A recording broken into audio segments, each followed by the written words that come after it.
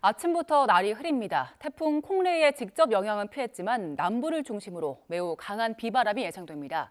주말이 지나면 본격 겨울이 시작되는데요. 자세한 날씨는 공항진 YTN 재난전문위원과 함께 전망해 보겠습니다. 나와 계시죠? 네, 안녕하세요. 네, 안녕하십니까. 11월 첫날부터 전국이 흐린데 일단 서울과 수도권은 비가 내리진 않지만 구름이 낀 흐린 날씨고요. 네. 남부에는 강한 비바람 분다고 하는데 이거 태풍 콩레이 영향입니까? 11월 이제 태풍 소식이 들려서 굉장히 긴장들을 많이 하셨을 텐데, 아무튼 다행히 그 태풍의 직접적인 영향은 없을 것으로 보여요. 다만 태풍이 약해지고 있지만 태풍 앞에는 많은 비구름들이 놓여 있거든요. 그리고 태풍의 이 비구름이 점차 우리나라 남쪽으로 상위에 다가서고 있기 때문에 비가 많이 내릴 것으로 걱정이 됩니다. 특히 현재도 지금 벌써 비가 시작됐어요. 그래서 제주도에는 오늘만 50mm 이상의 비가 내렸고요. 현재는 시간당 한 10mm 안팎의 장대비가 쏟아지고 있는 상태입니다. 비가 많이 올 수 있는 가능성이 높은 지역은 태풍이 몰고 온 비구름과 가까운 지역, 그러니까 제주와 남부지방이 되겠는데요. 남부지방은 내일 오전까지 비가 주로 내리겠고요. 제주도는 내일 오후까지 강한 비가 이어질 것으로 보입니다. 문제는 비의 양이 많을 것으로 보이기 때문인데요. 제주도 산지에는 최고 300mm 이상의 폭우가 예상이 되고 있고요. 그 밖에 제주지방에도 80에서 150mm 이 정도 비면 뭐 이 겨울을 앞둔 가을비라고는 좀 예상하기 힘든 그 정도, 마치 여름비처럼 쏟아지는 건데요. 남부지방에도 최고 80에서 100mm 가량의 장대비가 내일 오전까지 예보가 되어 있습니다. 요즘 가을에 이제 낙엽들이 떨어지잖아요. 이 낙엽들이 물길을 막을 가능성이 있기 때문에 미리미리 사전에 좀 대비를 하셔야 되겠고요. 특히 비가 가장 강하게 내리는 시간대가 밤이어서 걱정이 큰데요. 제주지방은 오늘 호우주의보가 이미 내려져 있고요. 남해안에도 호우특보 가능성이 있습니다.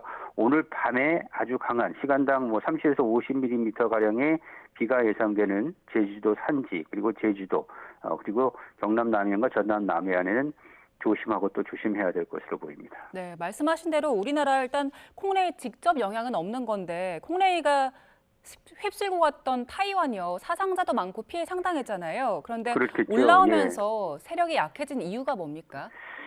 그 태풍 콩레이가 시속 200km 이상의 아주 매우 강한 태풍으로 발달했던 큰 태풍이거든요. 그래서 이 태풍이 직접적으로 영향을 준 대만에는 큰 피해가 났는데, 이 태풍이 대만을 지나면서 많이 약해졌어요. 지금은 이제 중간 정도의 힘을 유지하고 있지만 점점 더 약해져서 내일 오전 새벽쯤에는 아마 온대 저기압으로 태풍으로서 일생을 마칠 것으로 보입니다. 다만 태풍이 이렇게 약해진다고 해도 강한 바람이 있으니까 대비는 좀 하셔야 되겠는데, 태풍이 이렇게 갑자기 약해진 이유는 태풍이 이제 세력을 유지하기 위해서는 강한 회전이 이어져야 되거든요. 근데 이 회전이 대만에 상륙하면서 지면과의 마찰, 거기 또 산악지대가 많아서 이 산에 부딪히면서 그 맴돌이가 좀 깨졌다고 볼 수 있죠. 그리고 또 하나는 이제 태풍이 세력을 유지하기 위해서는 에너지를 계속 공급받아야 되는데, 이 에너지를 공급을 어디서 받냐면은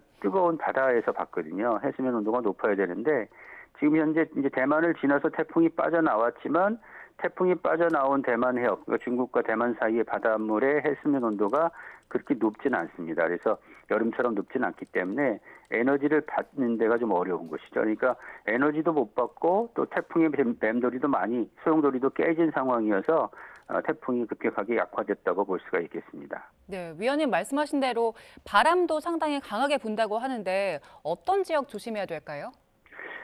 태풍이 올라오게 되면 이제 태풍의 오른쪽이 이제 위험반원이라고 하죠. 태풍의 오른쪽에 강한 동풍 계열의 바람이 들어오는데, 이 바람이 강화되는 경우가 많거든요. 그래서 태풍이 저 온대 저기압으로 변해도 태풍의 오른쪽, 태풍이 있을 지역의 오른쪽, 그러니까 우리나라로 따지면 남해안과 동해안 이렇게 예상이 되는데, 이 지역들에는 강풍이 이어질 것으로 예상이 됩니다. 내일까지 제주도에는 거의 태풍급 강풍이 이어질 것으로 예상이 돼서 고정이 잘 안 된 간판이나 지붕 같은 거는 뜯겨나갈 수도 있습니다. 그래서 이런 바람에 날리는 시설물로 인한 2차 피해를 조심해야 되겠고요.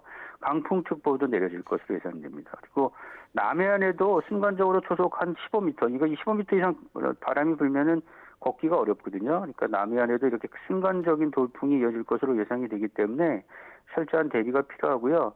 특히 이제 이 강풍이 불게 되면 항공기의 이착륙이 지장을 받을 가능성이 있어요. 그러니까 태풍의 그러니까 비행기가 뜨거나 내리는 방향으로 바람이 불 경우는 좀 덜하지만 측풍, 그래서 비행기가 뜨고 내리는 방향의 측풍, 옆구리에서 바람이 강하게 불면 아주 위험하거든요. 그래서 강풍이라는 항공기의 이착륙에 지장을 받을 가능성이 있어서 공항을 이용하는 분들은 미리 확인을 하시는 게 좋겠습니다. 네, 그리고 위험 이렇게 지역에 계신 분들 네, 예. 예, 대비를 하셔야 될 것 같고 예, 주말이기 때문에 예. 더더욱 좀 확인을 하셔야 될 것 같아요. 예, 알겠습니다.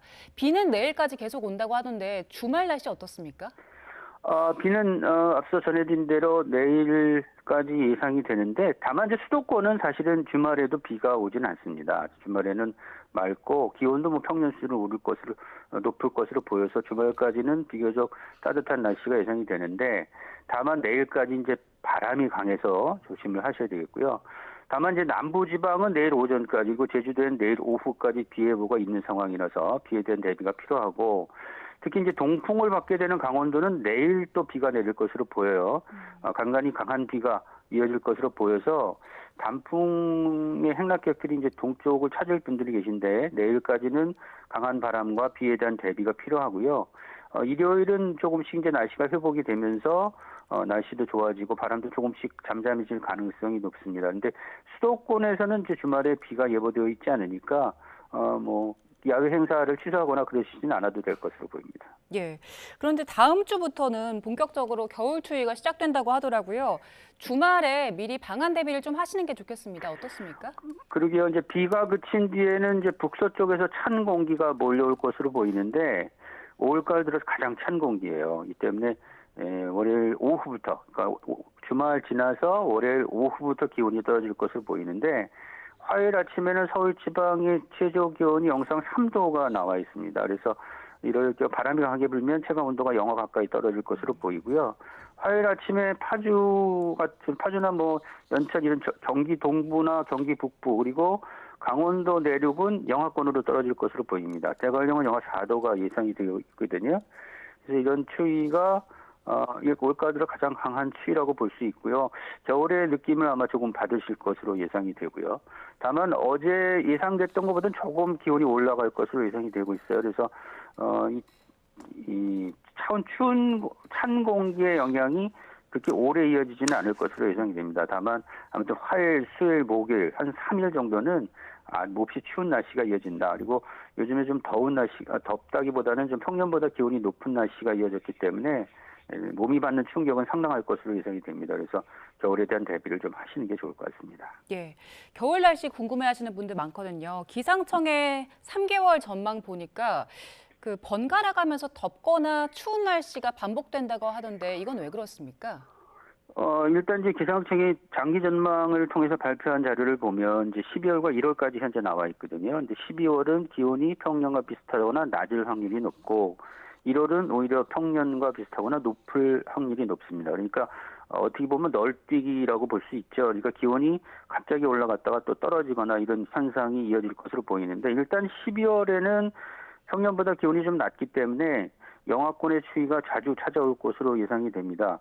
1월도 물론 평년보다 높다고는 하지만 영하 15도 이하로 떨어지는 반짝 한파 가능성이 있거든요. 그러니까 전반적으로 높고 전반적으로 낮다는 것이지 계속 추위가 이어지거나 뭐 계속 또 평년보다 기온이 높은 날씨가 이어지거나 이러지는 않을 것으로 보이고요. 그러니까 한마디로 말하면 기온의 변화가 극심한 겨울의 가능성이 높다고 예상할 수가 있습니다. 이렇게 들쑥날쑥한 기온 변화가 예상되는 이유는요.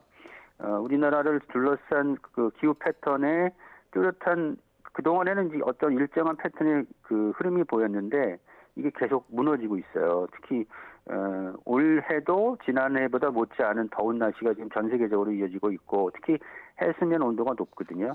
그러니까 우리나라가 그러니까 평년보다 기온이 높다고 전망할 수 있는 근거는 남쪽 공기의 유입이 더 많을 경우 그리고 우리나라가 평년보다 춥다고 전망할 수 있는 근거는 북쪽에서 내려오는 찬 공기가 우리나라에 영향을 줄 가능성이 높을 경우 이렇게 분별을 하거든요. 근데 이 경우 자체가 아직 전망하기에는 뚜렷한 움직임을 보이지 않고 있어서 전망이 더 어렵습니다. 그래서 올 겨울은 한마디로 얘기하면 극심한 기온 변화가 있다.